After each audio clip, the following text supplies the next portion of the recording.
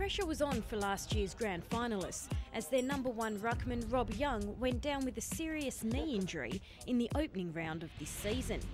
Two young, unassuming players were forced to take control of the ruck contest for at least the first half of the season. Yes, we had a couple of setbacks early in the year with our ruckman, and we had no choice but to give the young guys the opportunity, Cam and Fraser, and some good boys in the reserves as well. But so far, Cam and Fraser have done the job for us.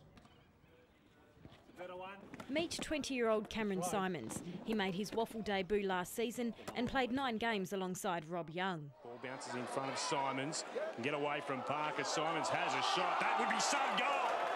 Oh, that's a terrific effort. What about the pickup? If you don't mind, madam, I'm going to take him on and have a shot. It's been a big step from last year. I feel being thrown in the deep end helps you develop a lot more because you don't really have a chance to sit back. You kind of have to come forward and show what you got and just give it your all. 22-year-old Fraser Macdougall returns to Shark Park after a successful year for amateurs club Bull Creek Leeming and made his WAFL debut in round 1 this year. Oh, up towards Macdougall, who reeled it in with the one hand. Yeah, look, definitely for the first few games I was not sure what to expect and definitely sort of thinking about that a bit, but now settling in a little bit more, getting a few more games under my belt. And if anyone is aiming to reach new heights, it's Macdougall. But Macdougall wins the tap for East Fremantles, who stands at 190 centimetres, giving his opposition at least an 8 centimetre advantage. It definitely doesn't hurt. I mean, I'm obviously lacking size as a height in the ruckman sense, but I've always had a decent leap from coming from a bit of a basketball background as well. So that definitely helps me out. But going down forward, I've always backed myself in for the marks, so that's where I'm looking forward and going when I'm in the forward line for the marks. Well, we picked Fraser as a centre-half forward against Swans, and the opening of mark had to come into the ruck. So, and Simo was supposed to be the backup ruckman for Youngie or Griffo. So they have surprised me to a certain extent, but yeah, it's been really pleasing. That's where I saw myself playing, but obviously football changes, and with Youngie going down, look, I'm happy to play wherever the team needs me, and if that's in the ruck helping out Simo, then that's where I'm going to be playing. Fraser was a great pickup for us this year. It's fantastic to see him come back. He really fits our structure and what East Fremantles about, really. He does the hard work, he does the hard things, he doesn't whinge, he just does what's necessary and goes above and beyond. And you can really see that with his progression this year. We've thrown him in the deep end. He's not the tallest ruckman going around. Really, he's a key position player, but he's really embraced the challenge that Stav's thrown to him, and yeah, he's taking it in his stride, so it's really good to see. And despite this ruck combination being so new at WAFL level, their junior playing days are coming in very handy.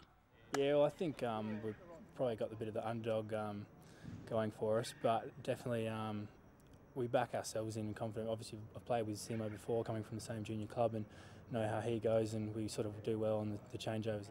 Yeah, they've certainly developed, certainly since I've gone down, but their pre-season was quite good.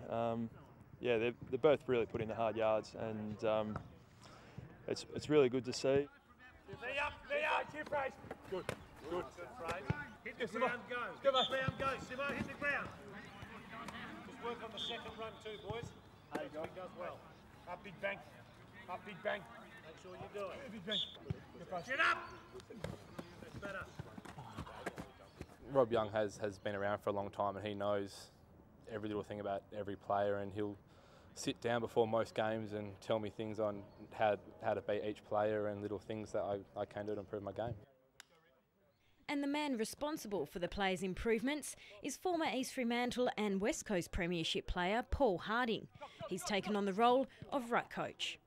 It's always good to work with the young blokes. They ask a lot of questions in that, and I don't do a lot of talking to them. I'd rather them to put it into action more than words and that, but if they've got any problems they ask, and hopefully I can give them some advice. And not a lot's changed from Harding's playing days of the 80s and 90s when it comes to winning a ruck contest. Any throw up around the ground, you've got to be able to look after yourself to the point where you don't get jumped into as much by the other ruckmen, so there's a specific technique which most ruckmen should know, but some just do it a lot better than others, and it just stops you like getting a cork in the first 5 minutes of the game, then you're gone for the rest of the game. So this just helps you protect yourself. Having Paul is a good help because he has played a lot of football, a lot of AFL, and he knows what it's like to be a footballer, which is handy. And he does give a lot of good advice just to rest up for games and when we're out there just to show our dominance and aggression. The important point for a ruckman is to get the ball to their teammates, and Harding says it's sometimes hard to put that into practice during training sessions. It is quite difficult because the game situations are completely different than what training situations are, because you've got blokes trying 100% to stop your opponent getting the ball. So we can just work as much as we can on set plays. Again, if that changes, they've got to have another backup system to go through. So there's a lot to learn on their behalf, and then it comes down to how the umpire bounces, throws the ball. Yep. You know, they're not all dead straight, so it's all throws everything out, but that's all part of the learning curve. Yeah, if the tap's in the right spot and you get first use on it, get a clearance going forward, and the forwards always love it coming in quick. So it definitely helps if you can put it in the right spots. That's why we work on it so much with Paul. We've done a lot of video work, training, often pulling them aside and telling them exactly where their running patterns are. Their fitness has increased and it's really improved to allow them to get to certain spots around the ground this year. So yeah, the boys are going pretty well in that regard. So they've still got a little bit more learning to do, as I said, but as the season goes on, they'll get in those right spots more often and get to more contests. Harding is trying to improve Symonds and Macdougall's defensive play in order to combat the more experienced ruckman. I think every ruckman's got to have a defensive side to them. Daniels couldn't take it. Symonds was there. Surely you get ruckmen that can kick goals and all that, but a good ruckman will do that and defend well. Dean Cox, for instance, you know, he's always in the back line and he's always kicking goals. That just comes down to fitness, reading of the play. That's just the overall package of a good ruckman. So that just comes down to experience and just how much they want to learn. The coaches and the experienced Rob Young all agree on what these two players bring to the club. Cam, it's his height and his build. He's got good strength. He's got to work on a few things which he knows. And with Fraser and that, it's he's got the strength, his second efforts and everything, which is all part of it. Fraser's a natural competitor, just competes really hard at every contest, and Simo's quite a talented athlete with good coordination. Cam's height, number one, but he's a really aggressive, competitive bloke. It sounds like you have a bit of work cut out for you when you return. Yeah, absolutely, but it's just good to have the young blokes around, their enthusiasm and that. It's good for an older guy to have the young boys around. Well, they really have unearthed some real talent, each Fremantle, haven't they? And a lot of it has been on display here this afternoon, not just their young up-and-coming players, but their experienced players as well. A wonderful team performance by East Fremantle. And while the fans are getting excited about the performances of these two ruckmen, Harding's not convinced. Well, at least not this early on in the season. I get a lot of feedback from the coaches and all that stuff, and there's a few things I haven't been happy with what I've heard.